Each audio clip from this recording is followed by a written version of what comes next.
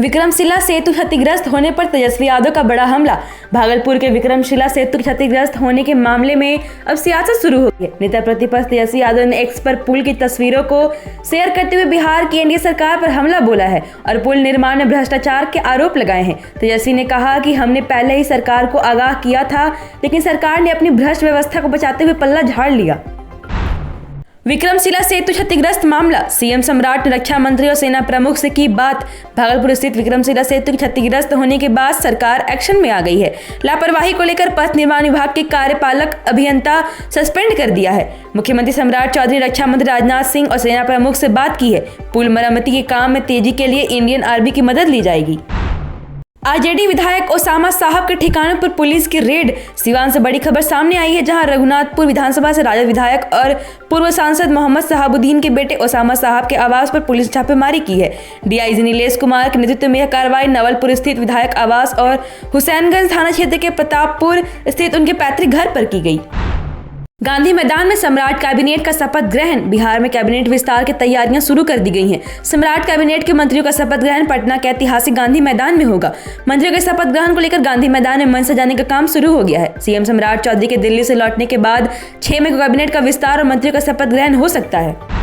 केरल के कुतुबपरम्बा में फिर जली लालटेन। बिहार की राजनीति में अपनी मजबूत पहचान बनाए रखने वाले राष्ट्रीय जनता दल के एक बार फिर दक्षिण भारत में अपनी मौजूदगी का दम दिखाया है। केरल विधानसभा चुनाव में पार्टी के कुतुबपरम्बा सीट पर जीत दर्ज कर यह साबित कर दिया कि उसकी पकड़ सिर्फ बिहार तक सीमित नहीं है, बल्कि देश में दूसरे हिस्सों में भी उसका आधार मौजूद है। विक्रमशिला सेतु हादसे पर तेजस्वी यादव के बाद कांग्रेस का एनडीए पर वार। बिहार के भागलपुर में स्थित विक्रमशिला सेतु के क्षतिग्रस्त होने के बाद अब इस मुद्दे पर सियासत शुरू हो गई है। बिहार के पूर्व उप मुख्यमंत्री और नेता प्रतिपक्ष तेजस्वी यादव के बाद अब कांग्रेस पार्टी ने भी राज्य सरकार पर तीखा हमला बोला है। भागलपुर से कांग्रेस के पूर्व विधायक अजीत शर्मा ने विक्रमशिला सेतु के स्पैन की क्षतिग्रस्त की घटना को राज्य सरकार और प्रशासन की घोर लापरवाही करार दिया है। उन्होंने दावा किया कि इस पुल की जर्जर हालत के बारे में उन्होंने 10 महीने पहले विधानसभा में सरकार को आगाह कर दिया था, लेकिन उनकी चेतावनी को पूरी तरह से अनदेखा कर दिया गया। भाजपा नेता अरविंद शर्मा निर्विरोध एमएलसी बने। बिहार विधान परिषद की एक सीट पर हुए उपचुनाव में भाजपा प्रत्याशी अरविंद शर्मा निर्विरोध निर्वाचित हुए। उपचुनाव में सिर्फ एक उम्मीदवार का नामांकन होने के और नाम वापसी की समय सीमा समाप्ति के साथ ही निर्वाची पदाधिकारी ने भाजपा कैंडिडेट अरविंद शर्मा को जीत का प्रमाण पत्र सौंपा।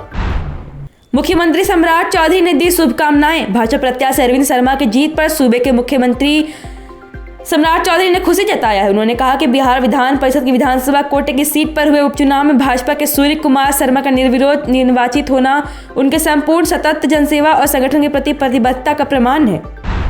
सम्राट सरकार का लालू परिवार को अल्टीमेटम। बिहार की राजनीति में एक बड़ी खबर सामने आई है। सूत्रों के अनुसार सम्राट सरकार ने लालू प्रसाद यादव परिवार को 10 सर्कुलर रोड स्थित सरकारी आवास खाली करने के लिए 15 दिनों का नया अल्टीमेटम दिया है। गया जी में 40 देशों के विदेशी श्रद्धालुओं ने किया पिंडदान। गया जी में अंतर्राष्ट्रीय स्तर पर आस्था का अद्भुत नजारा देखने को मिला, जहां दुनिया के 40 देशों से आए करीब 76 विदेशी श्रद्धालुओं ने फल्गु नदी के तट स्थित देवघाट पर पिंडदान कर्मकांड किया। श्रद्धालुओं ने अपने पितरों की आत्मा की शांति के लिए विधि विधान के साथ अनुष्ठान संपन्न किया। Thank you so much for watching this video. Don't forget to like, comment, share and subscribe.